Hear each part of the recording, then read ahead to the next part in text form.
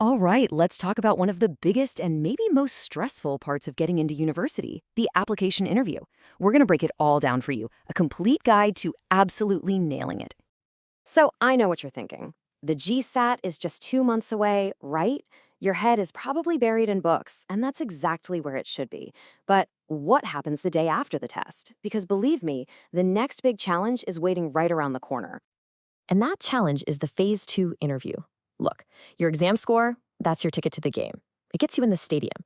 But the interview, that's the final play. It's often the one thing that decides whether you win or lose, whether you get that acceptance letter. It's their chance to see the person behind the score. Now, this can feel super overwhelming, but don't worry, we've got your back. We literally dug through the data from over 40 universities. That's more than 1,000 different department rules, and we've boiled it all down into a roadmap, a winning strategy just for you. So here's what we're going to cover. First, we'll look at the big picture of this whole application process. Then we'll dive into what universities really care about, their top 10 priorities. After that, we'll get into the nitty-gritty rules of the game, check out some real-life examples, and finish up with an action plan that you can actually use.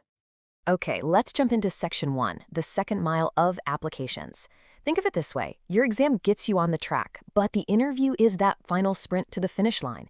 It's where you make your move. That leads us right into Section 2, the top 10 university priorities. I mean, to really succeed, you've got to get inside the interviewers' heads, right? You need to know what they're actually looking for, what's on their checklist.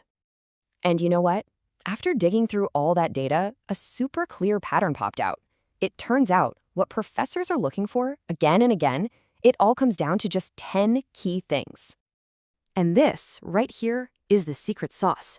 Winning this isn't just about having the right answers. It's about understanding the mental ruler the professors are using to measure you. Once you know how they're scoring you, you can craft your entire strategy around it. It's a total game changer. So, what's on this ruler? Well, all 10 of those points fit neatly into 3 big buckets. And look at this, a whopping 40% is about your communication skills. How you talk and express yourself is huge. Then you've got your actual knowledge, and just as important, your motivation. And finally, they're looking at you, your personality, and what you could become. Okay, let's break them down. Here are the top 10 core criteria we found. You've got the ones you'd expect, right? Like expression and communication, and professional knowledge. But check out what else is in here. Logical thinking, demeanor and attitude, even teamwork skills. This is so important. They aren't just looking for a brain. They're looking for a whole person. All right, so knowing what they're grading you on is half the battle. But that's only half. The other half is knowing how they're going to test you on it. And that brings us to Section 3, understanding the rules of the game. And this is a super important distinction to make. Let's be clear. Evaluation criteria is what they grade you on, like your communication skills.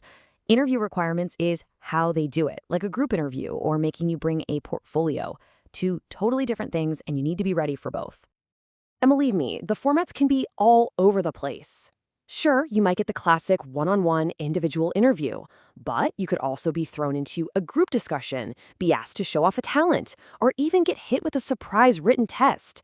The point is, you have to be ready for absolutely anything. Okay, I know this is a lot of theory. It can all sound pretty abstract. So let's bring it down to earth and make it real. Welcome to Section 4, Case Studies, where we'll look at exactly how real universities put these rules into practice. Just look at the variety here. This is wild. So if you're aiming for interior design at Chengwon, you got to bring your portfolio, no question. Thinking about foreign languages at Chengkung? You'd better be ready for an interview mostly in English. Sun Yat-sen's info engineering? Get ready for a group interview. And get this, for data science at Taipei University, they'll make you take a written math test before you even sit down to talk. See? Every single one is different. Now, listen up, because this next part is absolutely critical. We're calling it the one-strike rule. You need to look for this specific phrase in the university rules.